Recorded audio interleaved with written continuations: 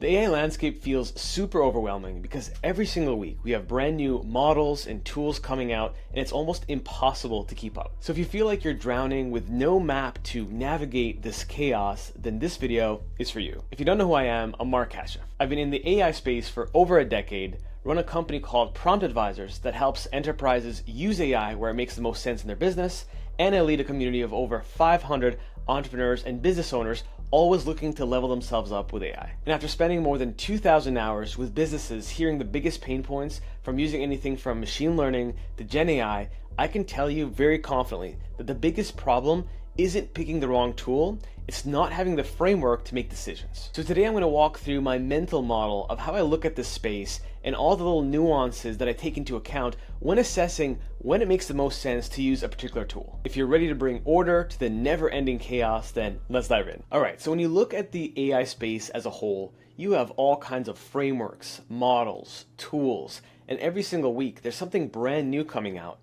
And even if you're on top of it like myself and my team am, it's really hard to cut through the noise if you don't have the proper compass to lead you on the way. So before we even get to all the different sections of the AI space that I'll go through, I want to go through this really important concept, which I'm going to call the pain meter. So in the AI space, specifically the generative AI space, a lot of tools and frameworks are designed to alleviate the pain of doing things the old-fashioned way, which is using custom code. So as you navigate the AI space, you're going to notice a lot of tools, specifically the no-code tools, designing their applications so that it's as easy as possible to use and not as intimidating. But the one thing you'll notice is that the less painful they are, the less control you'll have over the outcome, at least in most cases. So as we get closer to custom code, maybe you use something like a Claude Code or a Cursor. And although you're still not writing the code, maybe you're at this level, you're still exposed to seeing that code. And if that stuff intimidates you, then maybe you're more likely to end up on this side of the spectrum where you have a pretty UI, it's easy to use, everything is pretty, you have nice little bubbles you can connect to each other,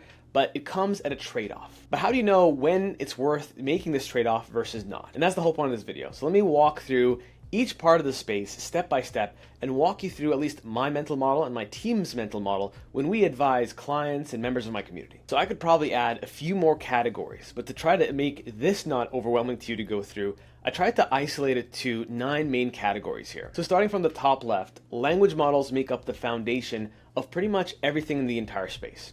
So when people ask me, what should I do to get started? What tools should I learn? Should I learn make.com? Should I learn N8N? Should I learn Vapi? Should I learn VoiceFlow? I can answer yes to all of those. But one of the most important things is that you understand the foundations. Back in 2022 and 2023, one of the most mocked job titles was prompt engineer. And while I don't think it necessarily deserves a job title of its own, the skill set proved to be really important. In a way, all roads in generative AI specifically root back to understanding how to write the proper prompt or designing, testing, and iterating on these prompts. So whether you're a business owner or an entrepreneur or just someone looking to learn this stuff and get yourself immersed in the space, learning all the different companies, the main providers of language models, and what they offer and what kind of models they offer, and most importantly, where those models can fit best depending on the situation is one of the most important foundational skills that you can learn. So instead of just yapping about it, I'll just go through at a very high level how you can think through a lot of these models. So I just put the major model providers here like Anthropic and Gemini and OpenAI. And when you look at these models, if you go to something like Anthropic, it's exceptional at 2 things: copy and code. It's good at all kinds of other things, but those are the 2 main pillars where it really shines. When it comes to OpenAI, it's one of the most trusted language models used for all kinds of tools that are called LLM wrappers, where it's some form of software that's built on top of this model, where the provider has found a way to marry good design, good product principles, with an engine behind the scenes that's driven by AI. And one of the best parts of OpenAI's models in general right now through the API is you have a lot of diversity of models you can choose from. You can choose really quick models that are very cheap, almost free, like GPT-4o Mini. You can use much more sophisticated models like O3 or O4 Mini or O4 Mini High, where you get more granularity over the level of intelligence that you're using and which model is better at certain things like, let's say, image recognition, where O4 Mini High is exceptionally good at that. And now we've evolved to use GPT-5 in this space, where you have access to a model that basically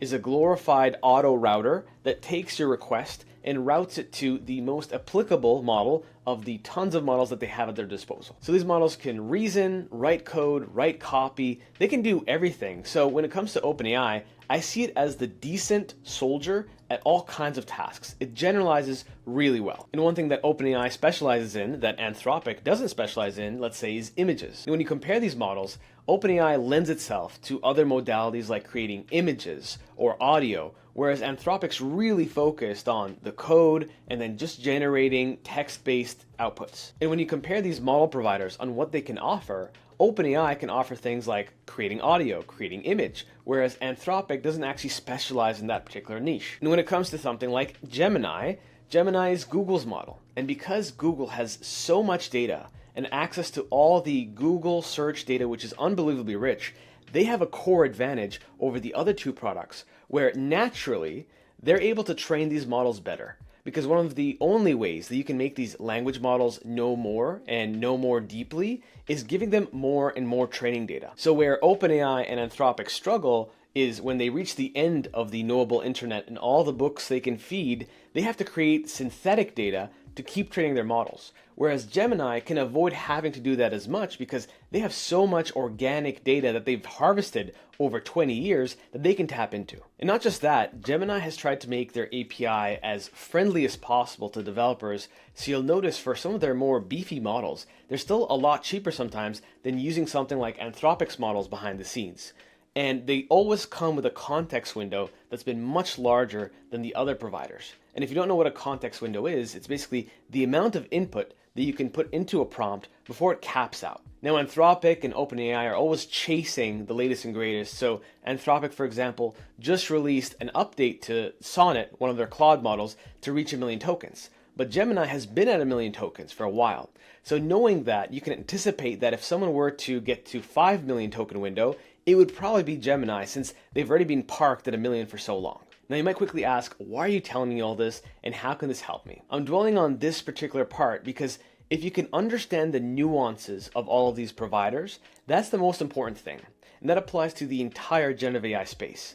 It's not about knowing and using each and every tool to pass judgment on it, but it's knowing where each one has an advantage and when to use each depending on the specific scenario. And when I add things like meta here, it's more so to show that there is an open source side as well to the generative AI space, and sooner rather than later, we already have models that are quote unquote decent enough to do a lot of the work that these closed source models have been doing. So over the next 6 to 12 months, we're probably going to get a lot more advancements on the open source side where you can run a lot smaller models locally on your computer and not worry about the compute or the cost it takes to run on these more heavy duty providers. And the reason why I put Perplexity here is they're not necessarily a model provider, but they have fine-tuned a meta model, Llama, to be better at actually doing the research and communicating the research via their product. And where they come in terms of a key advantage is, unlike the other providers, because they specialized in research, they have 5 or 6 models you can choose from based on the granularity and intelligence you want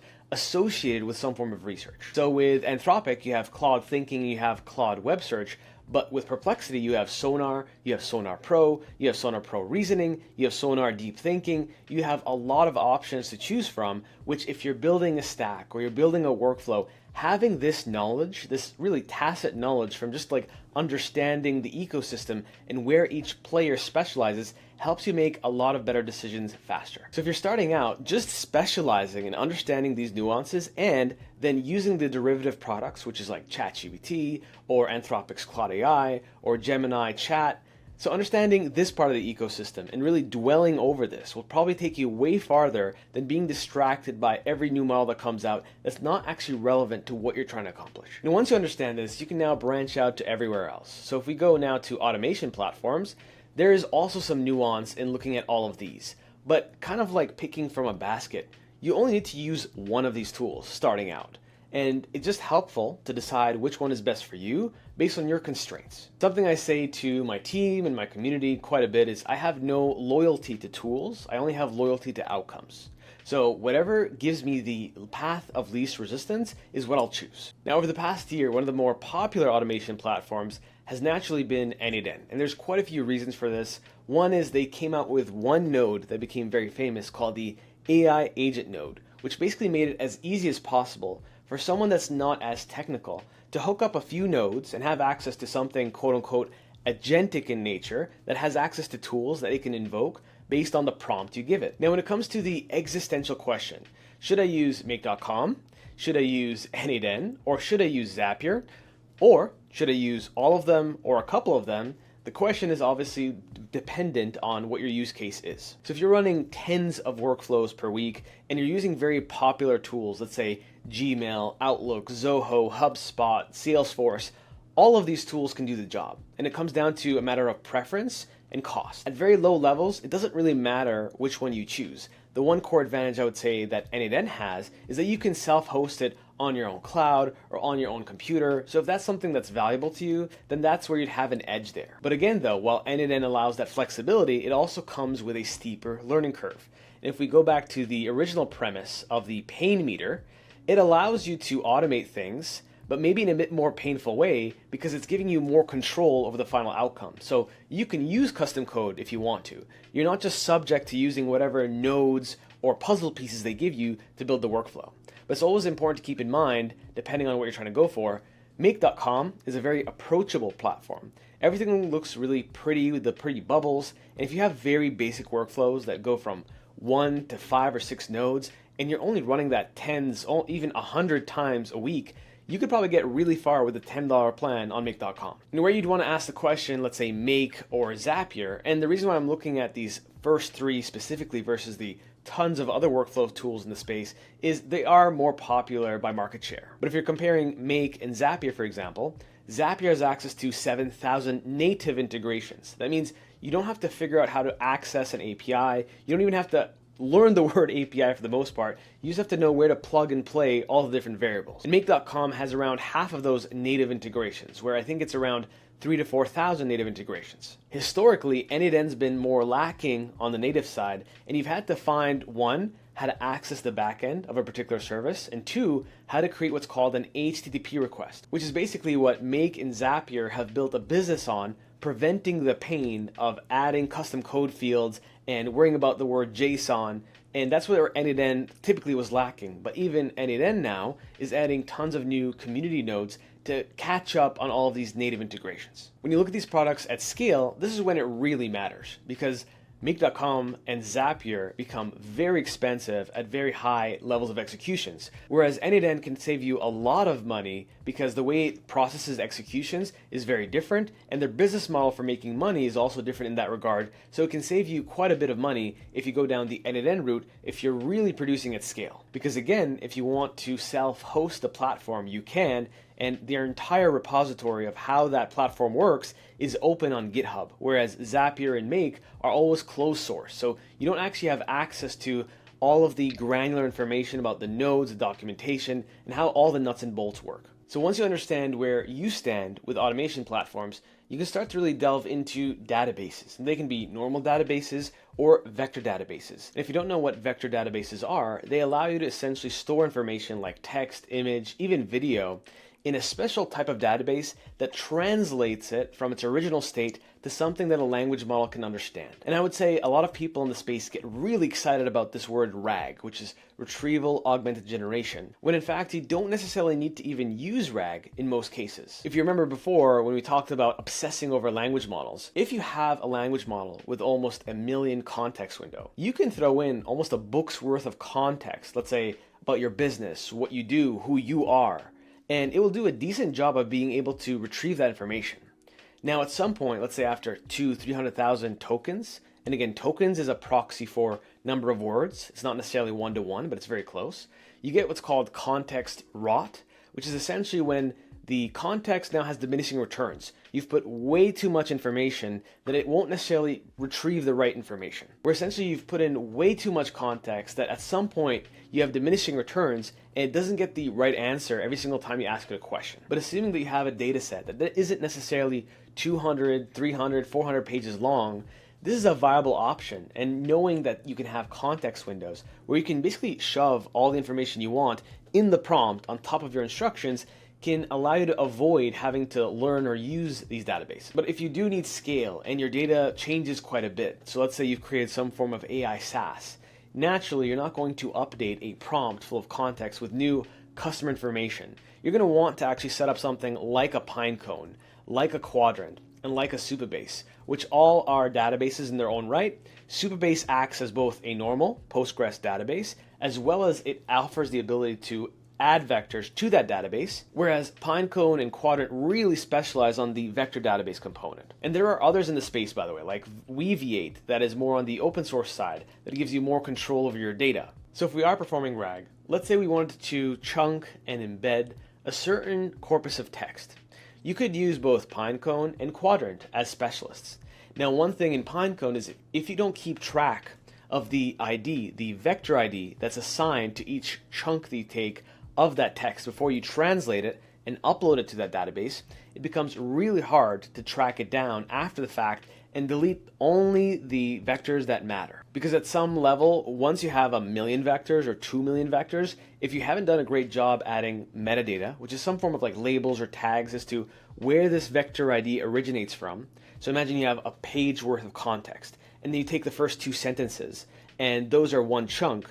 That chunk would have some ID. It would be 123-456- a bunch of numbers. If you don't keep track of that, then you might be in a situation where you might accidentally have to delete everything and refresh it with brand new information because you didn't do that extra legwork. Whereas Qdrant can allow you to retrieve every single vector that you've loaded into that database, and they call them points, where in those points you can actually get an ID for each and every vector, and you can reverse engineer that vector back to its original state. So it makes it a lot easier to update those vectors and delete them if you need to without having to worry about doing a hard refresh from zero. And it might seem like I'm getting into real details here, but I'm just showing you the comparing and contrast of the importance of understanding where each tool shines to help you know which decision to make and which one you can generalize on. Maybe you don't need vectorization at all. Maybe all you need is some form of lookup, where a Google Sheet, or even storing vectors in an Airtable, which is basically a glorified Google Sheet with more UI elements and an easier API to access and wrangle with, could be a better option. And if you want to go the old-fashioned way, you can use a normal Postgres database and use something called pgvector, which you'll also use in Supabase, by the way, to have a portion of your tables that becomes a vectorized version of information. So you can win with all of these tools. It's just a matter of which one of these tools generalizes well enough for your level of maintenance and your level of scale in your particular use case. When it comes to voice, you have the exact same dynamic over and over again, where you have all of these providers, and some of these providers are foundational, whereas the others are wrappers around those foundational models. So if you have something like Vapi or Retell, both can do the job. Both are really great at getting you from 0 to some form of voice assistant in 5 to 10 minutes. It's just getting that voice assistant to something that's production grade will take you a lot more time. You now have 11 Labs, which is unbelievably well funded, and they've really specialized going from just cloning your voice to now building custom voices to now building an entire ecosystem where you can go from 0 again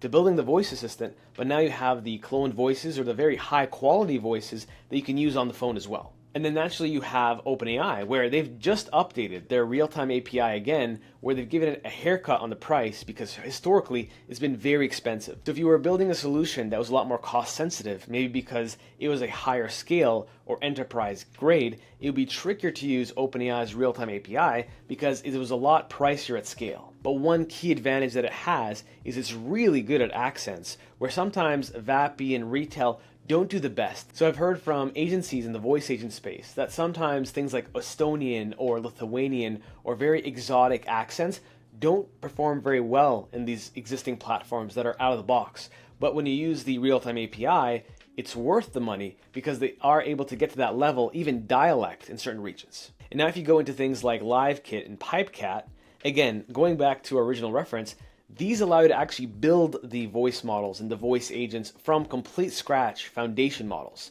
And a lot of these other providers use and build on top of these providers. So you are closer to the proverbial pain, but if you wanted full control over the stack, the models, how it's designed, how it works, how the latency is processed through the call, this is like one of the most granular things that you can do. And on the PipeCat side, it allows you to build in a more open source environment. And one last thing to look out for is how these platforms integrate with other tools. So you have Vapi and Retell, which both support MCPs, which are model context protocols, which are basically ways for you to connect to tons of functions and tons of tools in a way that's very easy to set up without a lot of custom code, so that you can have a voice agent go and book an appointment, actually create a calendar event, or execute whatever task in a CRM.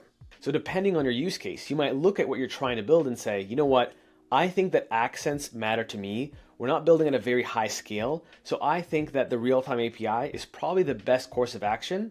And because, let's say, Vapi is an aggregator of a lot of these foundational models, I will build my voice agent on Vapi, but use the Realtime API, that's a foundational model, from OpenAI, so I don't have to build it myself and create the custom code and the servers to actually host it. So also understanding which services piggyback on other services will help lead you through the darkness of just looking at this space and being overwhelmed what to use what for. And now we get to one of my favorite domains in the AI space, which is the vibe coding platforms.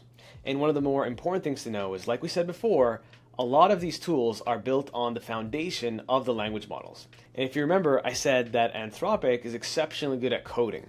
And the majority of these tools, under the hood, are using Claude 4 Sonnet or Claude 4 Opus or some Claude models behind the scenes to power the production of these pretty UIs that it puts together just using prompts. And if you're comparing and contrasting these platforms, most of them do the exact same thing in very similar ways. Where you have some nuance is if you take something like a Lovable or a Bolt, typically you need to marry it with a Supabase to be able to enable things like edge functions to allow you to build more granular controls or functions. But even then, if you're not technical, you can go from a pretty UI in step 3 to a bunch of spaghetti code by step 15, where you're clicking please fix 6 or 7 times. If you know that other platforms like Replit or Base44 have built-in databases, that helps you not have to connect to something like Supabase, incur the charge to do so, and allow you to have a more simple stack if your application's not too crazy and not as complex in terms of the backend. But in their essence,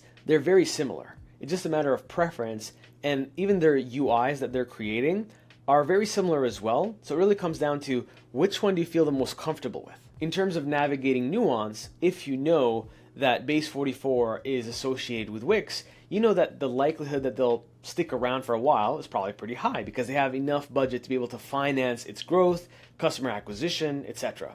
And if you look at Lovable, they went from an innocuous provider to now one of the leading platforms in the space. So all of them are competing really close. And one thing that Bolt has now become renowned for was their $1 million hackathon. So it got a lot of folks who didn't even hear the word vibe coding, could barely spell the word AI, to start actually building apps using AI and using that as their gateway drug into the Gen AI space. And if you take something like Replit, they've existed well before all of these vibe coding platforms. So they specialized in cloud servers, deployments, offering infrastructure as a service like databases, etc. So them marrying their existing infrastructure, which is pretty robust, with vibe coding allowed them to be a lot more serious of a provider in building reasonable apps that can actually scale and have a natural extra layer of protection because of the infrastructure they've already set up. And again, there's tons of providers here. I'm just putting a magnifying glass on the ones that are popping up a lot more in the day-to-day discourse. And unless you are a ultimate power user, a lot of these platforms, when it comes to production grade software,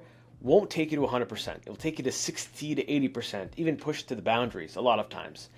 And where you go to take it to 100% is you export these projects from those platforms to something like a Cursor, a Claude Code, where yes, you are closer to the pain that we alluded to before, where you're exposed to code, you can at least see the code in front of you, even if you're still not writing the code and just giving feedback to the AI. But depending on your use case, the core decision you need to make is, do you want to start building on a vibe coding platform first to get yourself comfortable with what you're trying to build and build a mock-up, which is sometimes way more sensible than diving straight into the deep end?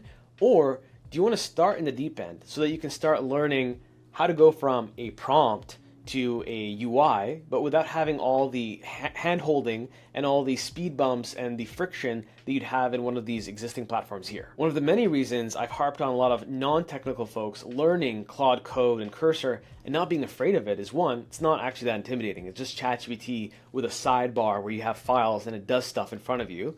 And two, you have full control over the actual project.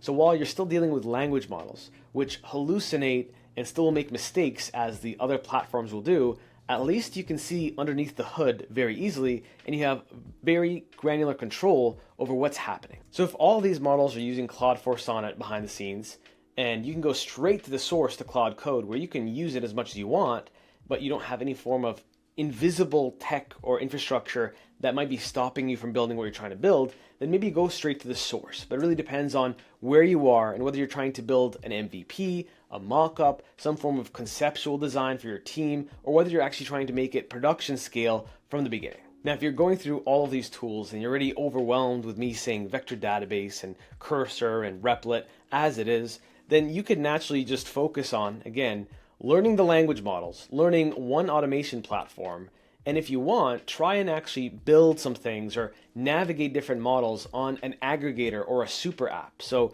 things like Manus and GenSpark, yet again, are built on top of these giants. So behind the scenes, you have some versions of Claude or OpenAI or both. But what they allow you to do is have access to tons of models, tons of video models, tons of image models, all in one spot. And now GenSpark even added something called Gen AI Developer, which allows you to even vibe code on that same platform. So you can chat, make multimodal images and videos, and you can vibe code if you want, all in one spot. So if you want a way to get access to all of these different things to see what makes the most sense for you and where it makes the most sense to spend your time and precious attention, then maybe these apps can help you navigate the space without having the tool overwhelm. And if you're really overwhelmed, and me just listing out all these different tools is overwhelming as it is, then you can just focus on the first quadrant, which is learning and mastering when to use the language models, understanding prompt engineering truly, not just having AI write all your prompts, but understanding what it's writing, and then use the AI wrapper tools like the relevance AIs that can build you a small quote-unquote agent army. Use Gamma or anything like it to build presentations using AI. Try and get to the final output without having to worry too much about all the nuts and bolts happening in between. Because over time, as you get comfortable, that's where you can start to become more ambitious and say, you know what? I'm going to build my own version of the slide maker app using n8n and using an LLM provider now that I'm more comfortable and have a conceptual understanding of how this stuff works underneath the hood. Last but not least, this is the one section that 90% of you will not want to delve into. But once you have a decent understanding of the ecosystem and you're not as worried about the new things coming out, because you know in your mind that, you know what, for this new model, this nano banana model from Gemini, I don't do much image generation or image editing. So cool, but it's not worth my time to play with it outside of sending my friend or my family something funny to look at. Once you can dispel all that noise, you can maybe not learn these coding languages, but maybe you could take a 3-hour YouTube free course on learning Python or JavaScript just to recognize things better. Because if you have exposure to these, then when you deal with something like an AI editor or you deal with a vibe coding platform, everything becomes easier. Or if you know how JavaScript and Python works, right? When you go into an automation platform, you don't need to actually write the code yourself. It's just like pattern recognition. I remember in that YouTube video for a 3-hour Python course, they said this thing about a nested function, or something like a request, an HTTP request. This is what's happening in this make.com thing. This is what's happening in the Zapier thing. As my parents taught me when I was a kid, knowledge is power. So the more you can recognize, the more patterns you can assimilate together, the less intimidating using all of these tools are when you realize that they're all basically abstractions from writing code. All of those tools, those automation platform tools, help reduce the pain of typing out, or in this case, having AI type out a lot of this code for you. So to finish off, I'm just going to walk through a few different scenarios that you can conceptualize based on the landscape, depending on where you're at, on what tools you should worry about. So depending on where you're at, if you're starting out, like I said, you could just start out with language models, understanding where to use and when to use each, and which one has an advantage over one type of modality, type of output, or type of use case. And then you can just worry about using these AI wrapper tools to help alleviate you from being overwhelmed with learning platforms on top of automation platforms, on top of everything else I just mentioned. If you're in the tinkering stage, where now you have a decent handle for when to use each type of language model, and you're actually a decent prompt engineer, whether you're really good at getting AI to write the prompts for you, or you can actually understand the structure of a prompt and that language models are not artificial intelligence per se. They're language models that have inputs and outputs. And the better the input, the better the output. And this is where you can start dipping your toes in deciding on one platform. And if you feel that there's a need for more than one platform, maybe you have a $10 make.com account, and maybe you also have a €20 account and it in cloud because you don't want to self-host and you want everything managed, but you want the access to the AI agent module from N8N, but you also want some very linear workflow for make.com because you don't have too much volume going through that platform. If you're at the building and testing stage, then maybe you have a handle on the language models. You chose one or more automation platforms to tinker with, and now you actually built your first couple workflows. And once you have a handle on the automation platforms, then you could try out these super apps like GenSpark or Manus and see how far you can push AI without, again, having full granular control over what's happening.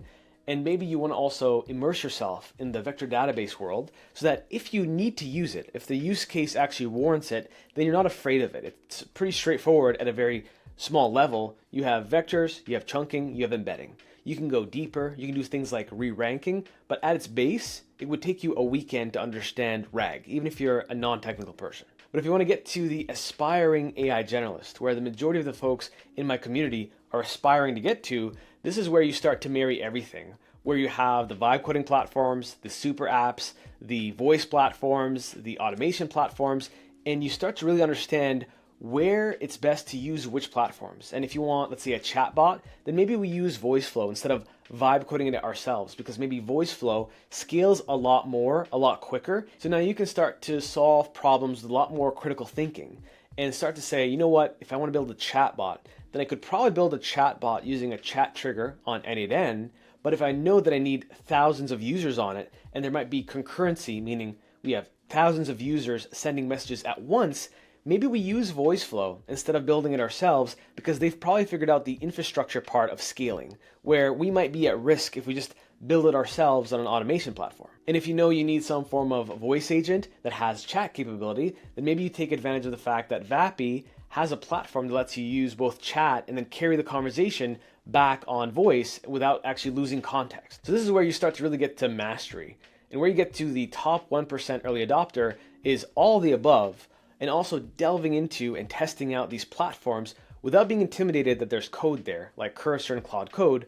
And through going through those platforms, you learn the fundamental languages even by osmosis or exposure, and you start to recognize things that are Pythonic or JavaScript in nature that helps you, again, become a lot better at being able to understand the crux of how everything works. And I could probably go for hours explaining this entire ecosystem even more, but hopefully that gives you a good grasp of the ecosystem and helps you create your own mental model around choosing which type of tool, framework, or platform to use depending on your particular use case. And one thing I built for you that I made available in the second link in the description below is this anti-shiny object coach, where basically I just loaded my brain of everything I just described into this custom GPT. So if you say something like, I'm overwhelmed, it will go back and forth with you to help walk you through what platform might make the most sense. So if I say something here like, let's say, I'm choosing between make.com or N8N, right? And we just send that over. If we zoom in just a bit. So now it says, that tells me you're in the tinkering and building zone. And then it tells you the pros of using make.com versus N8N, and then basically a lot of the logic that I walked through here. So if you want access to that, made that for free for you in the second link in the description below. And if you want to go even deeper and you want to ascend to this top 1% early adopter, this is the very reason why I created my own community called Early AI Adopters that you can see in the first link in the description below. If you like this more conceptual content, then let me know down in the comments below. I already have a roadmap of topics that I'm planning on going through, but if I see something that's commented that I'm probably not going to cover, then I'll definitely add it to the list and make sure we deliver that for you. I'll see you in the next one.